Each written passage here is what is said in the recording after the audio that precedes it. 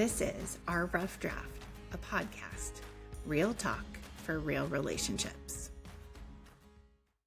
Welcome to Our Rough Draft, where we share real stories from marriage, work, life, and the adventures along the way. We'll laugh, maybe get real, and hopefully help you spark some new conversations in your own life. I'm Denise, the wild, emotional one who loves words and big ideas. And I'm Tim. I'm the practical level one who fixes what she dreams of. And this is Our Rough Draft, where we share the stories we're still living. Welcome to Our Rough Draft. Thank you. Welcome to you. Thanks. We are doing these last two podcasts before I get on the road. 5 weeks of travel. Giant road trip. Yeah, it should be super fun. Yeah. I'm looking forward to it. Follow along. Yeah. We'll be still doing the podcast while I'm on the road, but it'll just be us in two different spots. Yeah, that'll be cool. I think so too. So let's jump right in. I am switching it up on you a little bit today because I was bored with how it was going the last couple of times. So I would love to know from you something funny that happened in your daily routine this week. In my daily routine, you're saying like going Something, to work yeah. or coming home? I don't know if it's funny as much as it is maybe terrifying, but I was driving home and this pickup cruised by me on the left-hand side and its hood was all the way up and covering the windshield. I know, by the look on your face, it's like... That feels terrifying. It's like equally funny and equally terrifying. Yeah. Were they slowing down? He was, to be fair. Like the guy was like slowing down, trying to get off the road. I've never ever seen that before. That's so scary. And I was just kind of amazed. And then I had to remember that you can't be amazed to the point of not actually driving your car and paying attention. But Yeah. It was fascinating. It was like something out of a movie. No, that's So- crazy. Yeah. Wild. Anyway, what about you?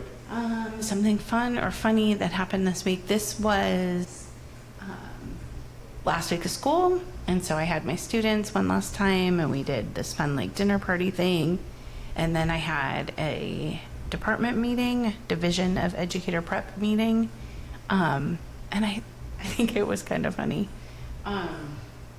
We were out at West in the big ballroom, and I don't know if if traffic was bad, if people just didn't come, but the first session was in the ballroom, and you know how like in a ballroom there's like the tables up by the stage, and then there's kind of the next row of tables, and then it's like most of the tables. Everybody was sitting in that like back third. There was nobody else in the other ones. And our dean got up there and started to talk, and it was like she didn't even notice. She was just like, okay, off I go on my little talk. And I was like, That's incredibly awkward. it was so awkward. I was like, I think we should have assigned seats. Or at least have somebody tell you when you come in, fill in from the front to back. Right? Like, Yeah. And Weird. we're already super awkward because, you know, we're trying to manage budgets and all of that. And so the other funny thing was she starts off with, we could either afford to give you coffee this morning or put tablecloths on the tables. So beyond the fact that there's nobody at those front tables, Right. they're also empty tables with no tablecloths. So it looks like we hijacked somebody else's meeting, and we're like, we're just gonna take this room even though it's not set up yet. So weird. And I was just thinking about it because I used to do events. And so I think of a meeting, I think of a class session. Every single time I think of it as a little mini event. Yeah. And so I think it just stands out to me maybe more than it does to everybody else. Oh yeah, I think undoubtedly it does, but you're not wrong. I feel that same way. Yeah. I mean, it should have a certain amount of that. I think so. I mean, especially if it's this big department-wide. Well, even meeting. my last class, right? Like we had this like dinner party, so I made these placemats for them. Like all the tools you learned this semester, your fork and knives and all of that, right? And I put these little scenarios as their plates and their side plates. Such and then, a nerd. I know. And what nourishes them is their cup, and appetizers around the room were Post-it notes, right? Like the whole thing. And then I had dessert for them as they left. And it's just like you put it together. I don't know if everybody needs that. Like I just like it. I like the polish of it. Well, I certainly think that whether or not they need it, I'm sure they appreciate it, even if they don't know they do. It's so much better than walking into a half-empty ballroom where everybody's sitting in the back in the dark. With their coffee. Yeah, with their coffee that the department could pay for. Oh, that's so funny. Weird. So, yeah, it was super weird. So that was fun and funny this week. All right, well, let's get into our topic for this episode, and we are talking about moving. We've talked before about that we've moved a lot. Yep. Thatcher and Kyla were moving this weekend, and so Thatch was texting us, right, this whole thing of like, of course it's sunny all the time, except on the day we're moving. Except on moving day, yeah. And it's raining. Yeah. And it just got me thinking about our crazy moving adventures and some that we haven't shared that I would love to tell some of the stories. But it got me thinking about something that you have said before about our moving and something that you don't like about the moving process. So do you want to jump in on that? Yeah, I mean, I think the things I don't like about the moving process or moving in general, it's not like individual parts, but I think to your question, one thing that I despise might be a word a little too strong, but is being literally the last man standing every time, it feels like. And by that I mean there comes a point in the moving process, or at least in our processes, where the majority of the stuff is out of the house. Like the house is empty and somehow things have migrated their way into the garage. It's all those random things that you don't know what to do with. They don't fit in a box. You can't package them. It just winds up in the garage. And somehow over the course of our moves, I've been the one to figure that out. Yeah, like we're all tired and it's like, okay, we're going to leave and we're going to go get food and we're going to head to the next place or something. Yeah. And then you're like, well, I guess I'll stay and finish. Because somebody has to. Because we've probably rented a truck of some kind. Even when we moved down here, we had movers move our stuff, which that in and of itself is a whole separate story. But somehow, when we moved out of that house, the one that we were renting when we first got down here to Phoenix, to the one that we're in now, I was still standing in the garage looking at the back of a moving truck that was empty and throwing stuff in there. Worst time was when we moved from Gold Bar to Redmond. So for those that don't know, we lived in Gold Bar for about 5 minutes when we moved over from the Wenatchee area. So it was just a temporary stop while we were waiting for this other house to be available. You had friends who had a house that they were renting in Gold Bar and they rented it to us. And so we moved in. Well, and we thought that it might work. Yeah. Right? We didn't go in with the idea that it was temporary. Right, yeah. And so we thought it might work. I didn't have a job yet. You were over in Spokane. Yeah. And so we thought this would be great. It had a great yard, great playroom for the boy. Like it was really kind of great, except that it was an hour and a half from everywhere where I got a job and everything else. So anyway. Yeah.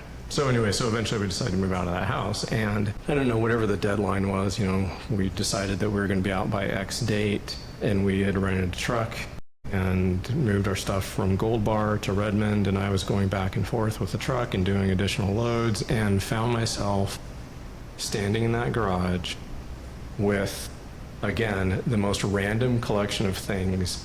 And it was probably 9:30, 10 o'clock at night. It was dark, and you and the boys were at the other house, and I was just done. Yeah. I think I had to be in Spokane the next day, or I was stressed beyond belief. And I remember it vividly, and I'm surprised we didn't get dinged on the damage deposit on the U-Haul, because I remember backing that truck up to the garage, flinging that door open, and literally throwing shit into the back of the truck. Like, here's a shovel, boom, like a spear into the back of the truck. Here's a random box of whatever, boom, into the back of the truck. And it was just... So how do you feel in those moments? Like, what is that feeling? I mean, I think in that moment, in that one that was really bad, I probably felt abandoned. I mean, I had still an hour and a half drive ahead of me. It was dark. It was probably rainy. It was, I was done. It was December a long day, Seattle. The whole 9 yards. And so I think it was just like, yeah, here I am again. Last man standing. I was the last man standing in Wenatchee when we moved back over to the west side as well. Like, it's just my lot somehow. Well, I wonder about that, because for me, I think about the times where I've been the last person in a place, and I I don't love it. I think about summer, 1988. And I was in New York for the summer at Columbia, and there was local people and there were people who had shorter flights, but I was going all the way back across the country to San Diego, and my flight was later than everybody else's. So across the day, everybody kept leaving and they kept saying all these different goodbyes, like goodbye, goodbye. Right? And then I'm like the last one there, and I have to get in the cab and go to the airport, and then I'm at the airport by myself. I think about it at camp, like being the last one to like make sure that everybody's out when you're the counselor, and when you're running the place, like making sure that everything's put back together. And you're like, okay, it's really quiet. Same would be the same at the end of a school year at school. I get emotional just thinking about it, like wrapping up at Rockwell, at IVE or Hollywood Hill, and you're the last one there. And typically it's later in the day and the janitorial staff has even gone home, and you're like locking up for the one last time, one more loop around to make sure the lost and found is put away and doing all the things. And it was like that almost every day during COVID at school. But I just don't love that like emptiness feeling. And so I wonder if, because I don't like it so much, if I would just pick up and leave when it was time for the house to be done, like subconsciously even being like, oh, Tim will wrap it up. But I can't, I don't want to feel that. Interesting. I mean, that's all valid. Yeah. It still feels like crap to me, though. I know. Despite the validity of your feelings. Because it does, I think to your point, nobody likes being the last person around, right? It's for whatever reason. It might be sad, it might be frustrating, it might be whatever, whatever feelings you have about it, it's hard to be that last person. So that's my experience with our moves, is being that person to wrap it up. And what other parts? Is there anything about moving, like getting into a new space, or even here, projects that we have to work on? Is there anything that you love to do? I don't love, like I've said, I don't love the moving experience. I don't think anybody does, right? I'm not sure anybody really is thrilled to move, but I think in particular, the house that we're in now, I feel I think I've felt unsettled before, because I've known that when we're renting a house, it's probably gonna, it'll eventually come to an end, right? The lease will be up, or the owner will decide they want to sell, or we'll decide that we need to go someplace else because it's just not like the commute or whatever the case may be. There's many reasons and they're all completely legit, but I think in this house, I feel like I have a long list of things that I want to do, but I don't have to worry about that unsettled feeling. Mm-hmm. So I think moving into this house was a different thing, because it truly felt like we were moving into home versus moving into a place that eventually we may be leaving. That's so interesting. I know that we disagree on that. And the settledness feeling. I like to make any space I'm in home almost immediately. Talk about my trip. Usually via paint on the walls. Paint on the walls, pictures on the walls, yeah. Unpacking, all of it, right? Like just feeling like you're settled into a space. But I only lived in 3 places growing up, like the first apartment up at Davis, the apartment in San Diego, and then my mom and dad moved into the house when I was 4, and my mom still lives there. So I've have that base where you didn't have that, and you felt a way about it, and I think that impacted those moves then, and so you didn't feel settled. Oh, 100%. Yeah, I know. I think you're right. It's absolutely a product of moving around when I was a kid and feeling unsettled then, and it just continued forward. Yeah. And I think that your point about, you like to make any space your own, I think I could have done that as well, or somehow felt I feel like there might have been something I could have done internally, some work I could have done in order to feel settled or in order to make those spaces my own for whatever length of time. So it's not a knock on anything. It just is what I felt. I don't feel that here. I'm excited to be. Well, and it's interesting. It would be interesting to know how the brothers feel about it. I said, I apologized to Thatcher when he was moving yesterday. I'm like, hope you don't have too much trauma around moving. And he's like, no, it's fine. Because there were some crazy moves. So let's talk about some of the craziest things that we've experienced. Caveat, we don't have to go back to the first time you helped me move and I hadn't packed anything because I was still feeling at home in my space. That's not valid. The next time we moved was from the lake house to the new house we built in Duval. And we've talked about that before too, and how Mark and Kelly got in the biggest fight of their life that day. Things got broken. It was just a really hard move, but I was packed. Yes. So let's just put that on the record. Yep. But like, I think that people in Redmond probably think we're the craziest because we moved around a bunch in Redmond. Yeah. I guess 4 houses, Redmond, Woodinville, over the course of the time that we were there. And one of the times we hired movers, crazy Russian movers. It felt like the Russian mob. Right? Talk about that. What was that like?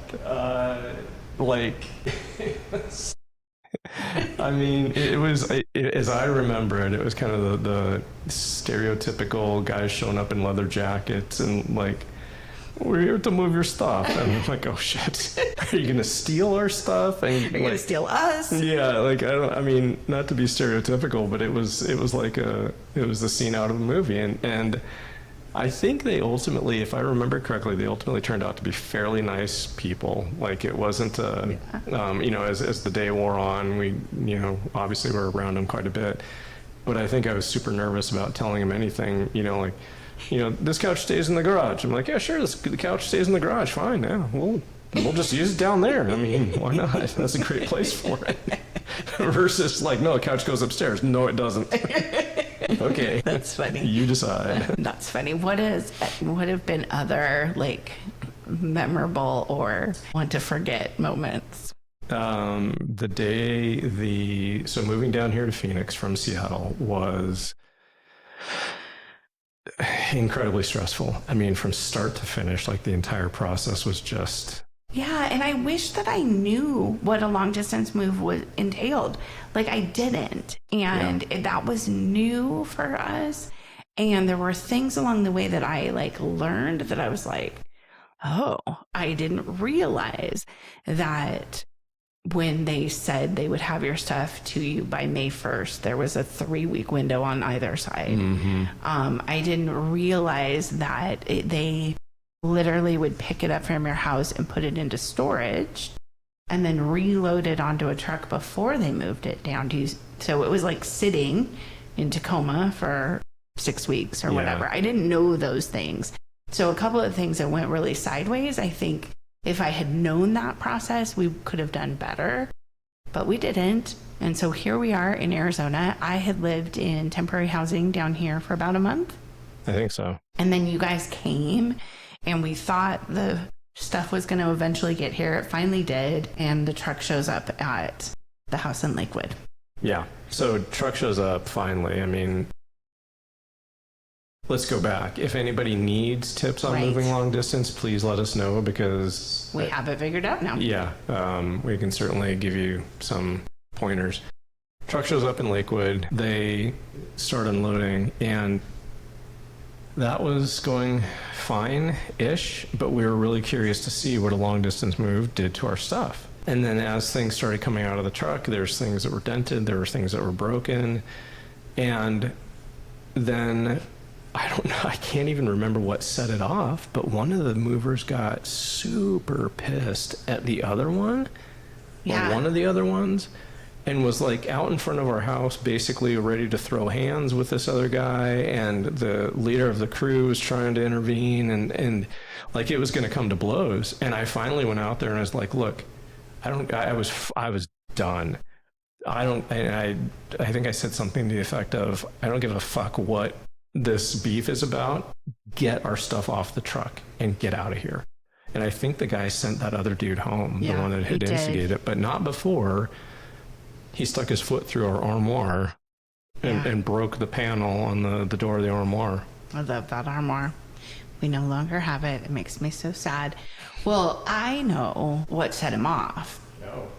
Because there are truck company people, and then there's local people that they hire to do the manual labor in the local place. And it was taking longer than it should have. And it was hot that day, and people were just not getting along, and people had said rude things, and people were taking breaks that shouldn't have been. And so there was just this kind of inner strife happening.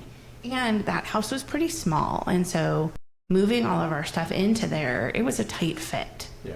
And so we were trying to give them direction on where things went, and then unload it in a way that we could then go through it and get everything settled. But while that's all happening and they're having a fit and fighting and breaking our stuff, they're getting down to the end of the unloading. And I am taking inventory and I'm looking around, and the biggest thing that's missing is our refrigerator. I'm like, where is our refrigerator? And I would like go and I would walk to the truck and I'd look and I'm like, it's not in there. And then I started to think about all the other things that were missing, and they were not there. And it was like 2 of those chairs from around the bar were missing, and like chairs from the dining room set were missing. Like, it was obvious that like something was put somewhere, not that like 1 or 2 things were missing, but like pallets of things were missing. Yeah. So then I'm having to get on the phone and figure that out. And then I think it was another couple of weeks, right? Oh yeah, easily. And I remember sitting in the office and them getting here with another truck and opening the door, and I could see into the truck and I could see our refrigerator. And I had this little like 3-shelf cart that was teal and that I called the Pearl. I could see the Pearl and I was so excited. I still think there's stuff missing. Like boxes of things, like bins of things that like were all in together. Like there's a set of like kid toys and Christmas stuff that just aren't here. And that we learned, right? Like it was all stored in Tacoma. And when they finally went looking for our refrigerator, they found a couple pallets they hadn't loaded. So I just wonder like how many other pallets are just in the wind for anybody like moving ever. Pallets out there. Yeah, I think that was definitely, I think to your point, we had no idea what it meant to move long distance. And I think that was definitely one of the surprises for me too, that everything they were loading from our house was then unloaded in some warehouse to be packaged up for that long distance truck. And I didn't know any of that. Right. And when it first started to like dawn on us was we were at the Woodinville house and they showed up with a really tiny truck. And I was like, we're leaving today. Like, where they're like, no, we're going to load this one and we'll be back tomorrow and load it again. And I was like, no, like, we've got to go. And so they brought another truck and loaded it too. But that idea that they were going to just curry stuff, is that the word? Courier? No, like ferry stuff from one house to another. I'm bad with words. Yeah, but to your point, like I thought that the people that were there loading our house and putting our stuff in trucks were the same people that were then going to get in those trucks and drive down here to Phoenix, and that just wasn't that's not how it works. So I mean, and this is, I'm sure, very standard. For sure, probably and the way it works. Well, but. and it wasn't how my brain had it working, because we could have been in the house sooner down here. But I was like, but the stuff's not going to be here, so we'll just wait and I'll stay in temporary housing. I could have said, no, we'll take it earlier, and then the window would have. Yeah. Yeah, it was just a big. So, yes, I would love to help people move across country, because it's a whole thing, and it could be so much easier. Yeah. It doesn't have to be as stressful. No, and maybe things have changed since we've been down here, but No, I've talked to people who move. really, you have like Yeah. a whole community of people you talk to that move long distance. Yeah, I talk to the moving people. You're in a weird spot on the internet. You have very different internet sites than I do. That's true, but no, I talk to people in like real life who have moved here, and I ask them about their moving experience. Come to find out, it is horrible. Yeah. Maybe that's a business we should take on, is moving concierge. Oh, that's fancy. I know, right? I love it. I was thinking of another moving story, if there is one, just weird and wild stuff that has happened along the way. I don't know. I just think about being settled. So being here in this house, we are very fortunate that it was painted the way we liked it. But you know what I didn't notice? I was up in the guest room this week, napping. That's what I do. Sometimes during the week I take a nap. You started to paint the Baseboards. baseboard in there? Yeah. I had no idea. Really? Yeah, you did that when you fixed the door. Yeah. That's funny. We have to pick a paint color for that room. We gotta get it. That's Yeah. gotta be. Yeah, I mean, I think now that the weather's turning hot, it's all about indoor projects. Yeah. I think painting probably is a good one to get onto. But yeah, I did that however long ago when I fixed the door. I painted the door, both doors, and then painted the baseboards. That's been months. Yeah. Good work. Thanks. Okay. Thanks for noticing. Yeah, I wanted to stop Eventually. kind of midway. It was like, that didn't get that way by itself. Nope, that was me. What other projects do you have for the house that you want to take on? Oh, I have so many outdoor projects. No, and indoor. I know, but I just want to make that corner of the yard much more special. The one that of the fire pit and the Yeah, where we chairs hang and the flower bed. So I have a lot of stuff I want to do out there. I think painting is really the big thing. Like I want to get this place. I want to get let's take a step back and explain to whoever's listening. When we moved in here, the paint color, like you said, in the room that we're in right now, they had repainted and it looks great. And it's beautiful. It's exactly what we would want it to be. So this main room, living, dining room, kitchen, family room, this whole kind of living space is absolutely perfect. Strangely though, every other room, to include our bedroom, so the primary bedroom, and then everything upstairs, looked like somebody ran through here with a paint sprayer and had one color and painted everything. Baseboards, doors, closets, walls. Ceiling. Yeah. And- Except my office. My office was painted. Yeah, that's true. The office was painted. Yeah. So weird, but it just was a horrible color. And it's the same color as the outside of the house. Yes. Which is the same color as the brick walls, which is the same color as the party wall, which is the same color as the dirt. Yeah. And it's just this weird, like pale pinky kind of dirt color. And Yeah. you said it best. You're like, it looks like we're in a hospital. And I was like, no. It 'Cause it looks industrial. It Yeah. just looks like some industrial paint that somebody bought, and it's bad. It's so bad. So the very first thing we did was paint our bedroom before we moved in, and then And we painted Mason's room. And your office. And then my office to include everything. I still haven't painted the closet doors in there. They're that nasty color. I have to paint Mason's closet doors and his door. I have to paint his bathroom. Like, there's a lot of painting that needs to go on up there to guest room, guest bathroom. Yeah. Okay, so there's plenty of paint projects. That's plenty pretty of fun. paint. Yeah. That's awesome. We also, the ceiling in our bathroom is not painted. Yeah. Just as a mental note. You can come back to this episode to do your to-do list when you're at the paint store. Okay, well, what else besides paint? Anything else inside that you want to do? I mean, I think there's so much that I love about this place. There's not much that I would change. Yeah. When I think about, like, I mean, we're starting to get into super nitpicky stuff. Like, I don't like the ceiling fan that's above our head right now. I'd like to get one of those big, cool ones that you see sometimes in outdoor bar spaces or whatever. Like, I think it would be, because it's a giant ceiling and a giant Yeah. space, it'd be kind of cool to have something like that. But that's so nitpicky. That's like wish list kind of things. What about this wall over here, husband? The one where you want the bookcases built in. Yeah, So yeah, we got to get to that too. so that feels fun. Yeah, custom bookcases, I guess. So that'll be a colder weather project too, because that requires a lot of time in the garage with Okay. saws. That's not just an indoor project. So you need the garage air conditioner. I mean, ideally, yeah, that would be super ideal, but that's down the road as well. So, I mean, there's other things outside, like we want to redo the deck, but I think overall, when we think about moves, kind of feels like this is the last one. Like you've gotten settled here. This is where you want to be. Yeah, I mean, I think we've talked about that. I think we're in a spot that we like. We're in a neighborhood that we love. We have neighbors, or sadly, we had more neighbors up until this weekend when some of them moved out, and that's sad. But yeah, we love the neighborhood. We love the area. I think we love the desert. Yeah, for sure. So I feel like this is the place. So.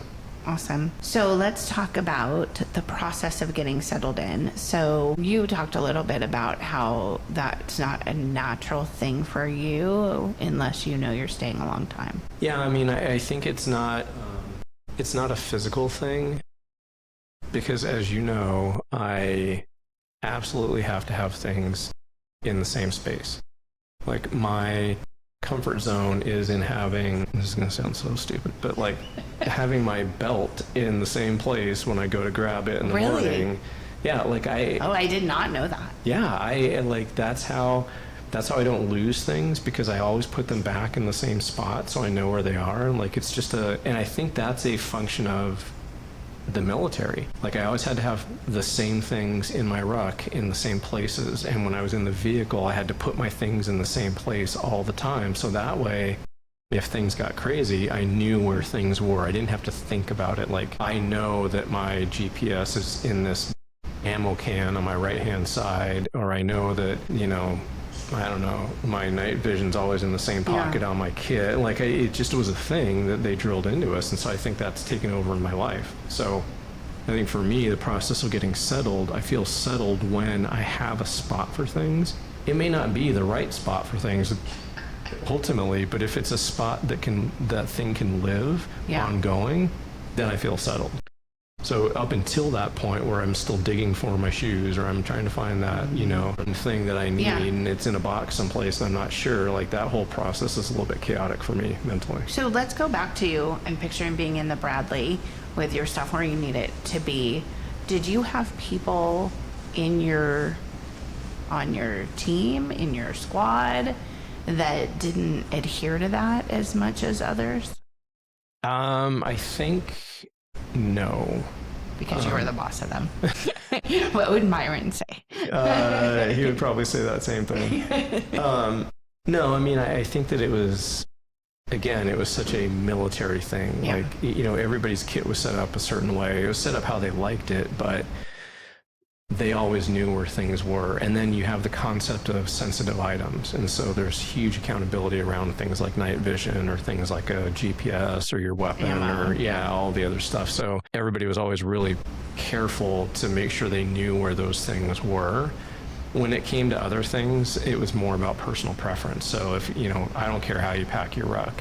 It's up to you, because you just need to be able to find everything, and you need to make sure you have everything that's on the packing list. So we would always do an inspection before we left and make sure that everybody had the things that they were supposed to. So a packing list comes out, here's the packing list, this is the minimum stuff that you should have, and we'll do an inspection to make sure you have that.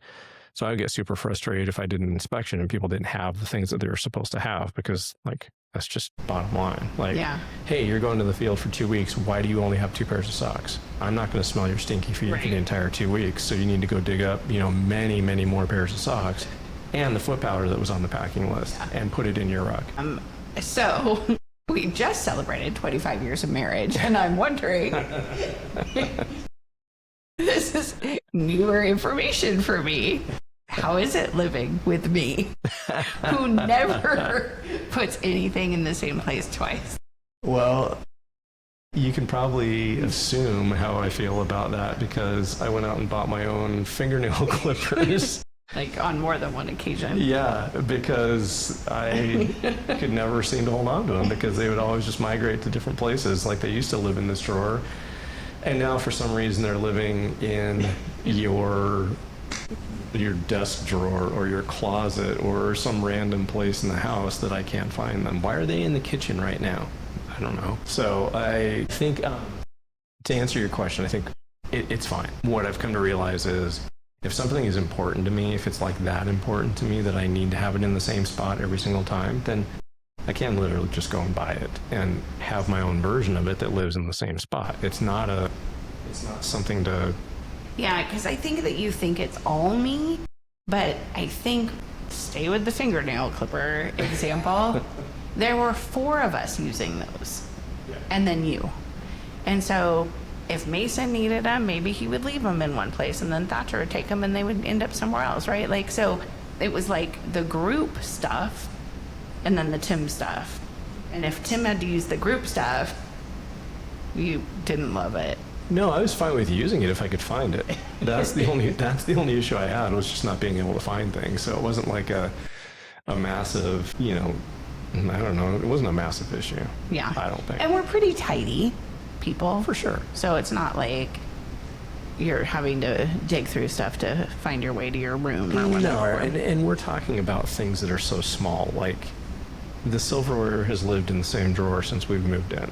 Yes. And the dishes, and I put them away. Things live in the same that's spot. true. So this is not a, like, I can't find my bed. Right. So. Yeah.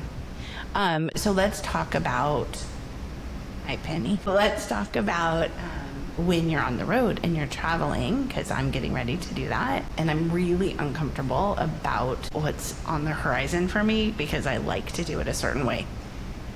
So I'll just start with that. Yeah.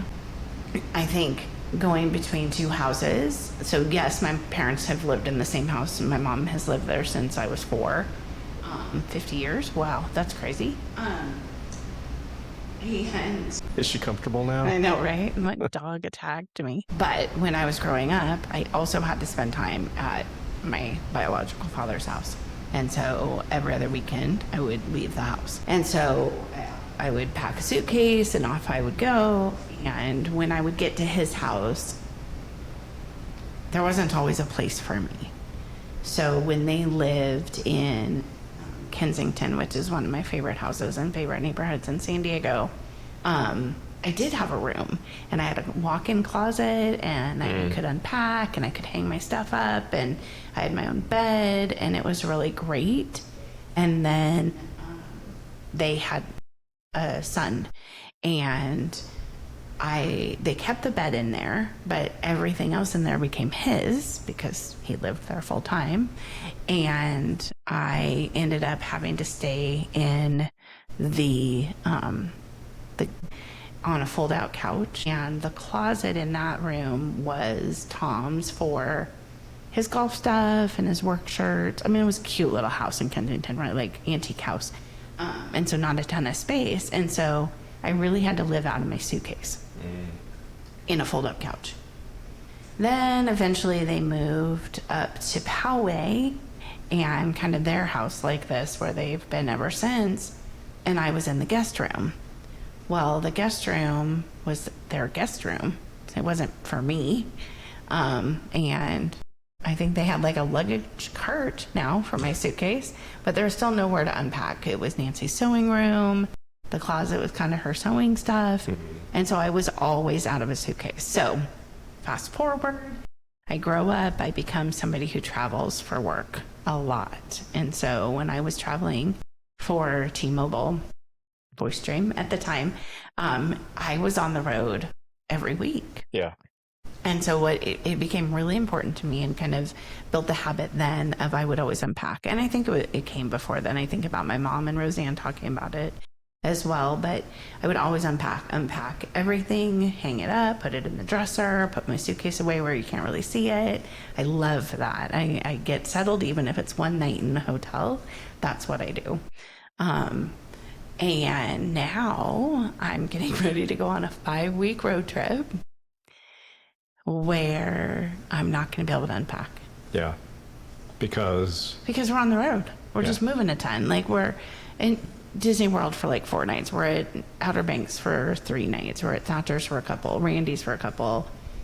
But then everything else is like one night here, overnights. one night there. So I have spent the last 2 days packing so that I can at least unpack a little bit. So I have like the go bag and like the follow-up bag so that I can like put stuff out and see it, and I don't know, just feel settled in that way. Yeah, I think we were talking this morning and you were coming up with that idea of needing to adjust your packing because of the fact that some of those were overnights, and or you're going to spaces where you couldn't like have everything in there and Right. all spread around. And I think that's a really smart adaptation to still try to meet your need for being able to organize or feel settled when you get there, but not having to take the entire big suitcase and unpack all the stuff that you're not ever going to use during that overnight or those 2 days. So Yeah. And I had to keep, it was a lot of self-talk. I was like, oh, I'm only flying once. I am flying tomorrow, and then it's car the rest of the time. So I want to have bags and like a setup that makes me happy for being in a car. And so I have this adorable little round suitcase that I'm taking. Tomorrow on the airplane, I'm putting like my books and my writing stuff in it. But when we get on the road, it will be where all of my makeup and product and bathroom supply stuff will be. So when I walk into any little hotel, I can have my little round bag with my little suitcase, and that's what I need for that day or that part of the trip. yeah, I think it's smart because I think that you could very easily get to the point where 5 weeks on the road, a 5-week trip is going to be fun as heck, and you're going to do some really cool stuff and see some cool people, but you also could feel very unsettled and like you're hopping from place to place to place. So that routine of still being able to do what you need to in order to try and feel settled, I think is important, whether that's settled in the car or settled in just, your room that you're going to be in for one night type of situation. So I think it's a good awareness to have. I've changed the way that I travel because of you, because obviously we travel together a lot. Yeah. But even when I'm traveling for work, I'm the same way now, where I have to unpack, I have to put things in drawers, I have to put my, shaving kit in the bathroom, like everything has to be in a place. Otherwise, it does feel weird. Like I don't want to live out of a bag anymore. And I think that's the thing I struggle with in going to your mom's house sometimes, is a feeling like I have to live out of a bag because there's no drawers to put stuff away. It's a tight fit in there. It is a tight fit. I could hang stuff up, but or there isn't, counter space in the bathroom to just leave my shaving kit in there. Right. So there's things there that I feel unsettled the whole time I'm there. It has nothing to do with your mom and how welcoming she is. And we've been going there for a good long time. I know the house like the back of my hand now, but it's just that one piece of it that I think is off because I have adapted to your way of going to new spaces. Yeah. There are a couple drawers there, right? I think there are now, but there haven't been for a long time. Well, no. What? I just used them. Of course. Because I didn't know that you had adapted to my way. I have. Yeah. Well, I can share the drawers with you. That's nice of you. I appreciate that. Yeah. It's an interesting thing, though, in how she's accommodated us over the years. In that, there was always a pack and play at her house. There were always diapers and bottle stuff when the boys were little, and toys. Yep. So you never had to travel with those things, which was really nice. Yeah. So it makes me think about what we want to do up in the guest room, to have all the accoutrement for the people who come. And we do have drawers that people can unpack into. There's room in the bathroom for their things. Yeah. Blow-up beds for kids, all of that. So I think that we've met that need in how we see it. Yeah, here. I agree. I think that that's been important to us to make sure that our space, when it's accommodating other people, is meeting their needs. Yeah. And not feeling uncomfortable. Yeah. We love when people come to visit. We sure do. Anybody that's listening, feel free to come and visit. Probably not in the next 5 weeks, though. Sure, why not? You can have your own parties while we're not That's here. right. I'll be lonely. Yeah, you'll need company. Yeah. Yeah. So, all right. Well, I think that's going to wrap up this episode of. Oh, you have something more to say? I do. There was one. There's a question that you typically start off with, which is what made you happy. You started off with what was funny, but I have to tell this story that we are still in the midst of celebrating our 25th anniversary, and I feel like we will for a few months. Yeah. I mean, why not? I think I know what story you're going to tell. Yeah, so we went to a really nice dinner the other night. So shout out to Elliott's Steakhouse in Chandler. They're not sponsoring us. This is not a paid endorsement. It was just Could be. yeah, it could be if anybody wants to. But we've been there once before, loved it, and decided to go back again to celebrate the anniversary because we didn't truly have an anniversary dinner. We had an anniversary lunch, which was also fantastic. In the midst, Shout out Olive and Ivy. yeah, Olive and Ivy's great as well. Yeah. So in the midst of this dinner, there's 4 people sitting at a table next to us, and we were just talking, and one of the women from that table got up, went to the restroom, I think, and then came back, and the tables are kind of in a line. She wasn't paying too much attention, and so she pulled the chair out next to you and was going to sit down, and then realized she was at the wrong table, and so a lot of joking, a lot of conversation ensued, and it was just funny stuff. And I got up and went and sat at a different table because other people were talking to them, and it was just this whole funny thing. And we had great table neighbors, as you put it, during that dining experience. But then she went up and, like, later in their dinner, she got up again, went to, I think, the restroom and came back. And as she came by, stopped and made the comment that she could tell how much we love each other because of how we were interacting and how just into each other we were during the dinner and the conversation. And that just made me super happy because that's how I think of it. But it's cool when somebody else sees it. The word she used was attentive. Yeah. And I blurt because I'm the most awkward person in America. That's true. So sad. And I'm number 2. Okay. I'm a close second in that regard. I said, we have a podcast. And my point was, we practice. We practice being attentive, right? And we take it very seriously. Speaking of awkward, I wanted to say my 2 other awkward things. Did I share these on the podcast yet? My 2 awkward things I did in Knoxville? Oh, I don't know. I don't know. You know about the salmon. I do, but I'm not sure that you've shared them. But I'm going to share them because I felt so weird. And if it's the second time I'm sharing them, that's even more awkward. God bless my heart. So there's 2 things that I noticed that I was doing, and I couldn't, make it stop.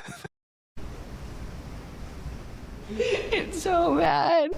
So we would go out to dinner. I don't know why I'm so weird. But salmon was always on the menu. And people would be like, oh, I love salmon. Salmon's so good. I'm going to order the salmon. And I was like, great. And I, got this weird, Pacific Northwest salmon police happening. And I would ask every time, do you know where the salmon's from? Do you know what kind of salmon it is? And I was grilling people who literally just wanted to have salmon for dinner to find out if they knew about the origins of their salmon. It was like that episode of Portlandia and the chicken, and where was the chicken raised? So was it happy? Yeah. Because this one lady at one point is like, well, we are kind of inland. I guess I won't get the salmon. I was like, no. I like a good salmon, and I like it to be wild, and I like it from specific rivers even, and it's such a part of our culture up in Seattle. It doesn't translate. No. It did not translate. I felt like an idiot. I felt rude. So you guys, I'm so sorry, Knoxville crew. Please come visit us, and we will fly in salmon and treat you to a salmon dinner because it really is the best thing in the whole world. Yeah. And then I know there were 3 weird things I did. Do you remember what any of the other ones were? Straws were a big thing. Oh, God. Straws in Arizona. Okay, there are 2 more. Oh, my God. I'm such a weird left coast weirdo. We were eating out in Knoxville, and people would bring our drinks, and then they would leave piles of straws for everybody to use. You could have a straw for your water. You could have a straw for your drink. You could have a straw as a souvenir. There were straws everywhere. And so then I was like, wow, people use straws still. We don't have straws here. You can get straws. You can ask for straws. If you are on campus, they have to be paper straws. If you're in California, they're paper straws, but you still have to ask for them. So then I became straw researcher. So, you have straws where you live? So weird. Like it was so awkward. Like, oh my God, you guys, again, I apologize for being this straw researcher. Come to find out, they all have straws. And there were straws wrapped in plastic, which my poor little brain was like doubly problematic. And then the third thing I did, people were just trying to get to know each other. Be like, where are you from? So I say that. I'll practice. Tim, where are you from? I live in Arizona. That's what I was. So awkward. How hard is it to say, I'm from San Diego and we live in Arizona right now? It is difficult because it's a different question. Where are you from is different than where do you live? Yeah. And I think the majority of the time, people mean, where do you live? Right. Where are you coming to this thing from? Right. I'm from Phoenix. But I'm not from Phoenix. Right. And I don't want people to think that I'm trying to be a poser and like, oh yeah, I've lived in Phoenix my whole life. Right. And I haven't. And if they asked, oh, do you love being in here? Well, yes, but I'm not from here. Mm-hmm. And it's complicated. So, like, then it's this longer answer. Yeah. Like, I'm from San Diego. I did my undergrad at ASU, and then I lived in Seattle for 25 years, where I met my cute husband, and then I had kids, and then we followed them down to college, and we live in Arizona now. And and watch people's eyes just get wider and wider. Like, oh God. They're like, we're just trying to tether your name to some other piece of information. Why did I ask? So we can remember your name. And I am just like, straws and salmon and amber. Why am I so weird? Which I should just introduce myself as, I'm Denise. I'm the weird one. You're going to meet all these other people and they're going to be like normal. And you're going to be like, who is the weird one? Oh, yeah, Denise. And you're going to be like, oh, totally makes sense. Just get it out of the way. Right? And then I can be weird and awkward and they'll be like, oh, yeah, there it is. You just let that flag fly. That's exactly right. Yeah. So. Well. Yeah. I enjoy your weirdness. Thanks, my dude. And I really liked our table neighbors, and I hope they're listening. Indeed. Me too.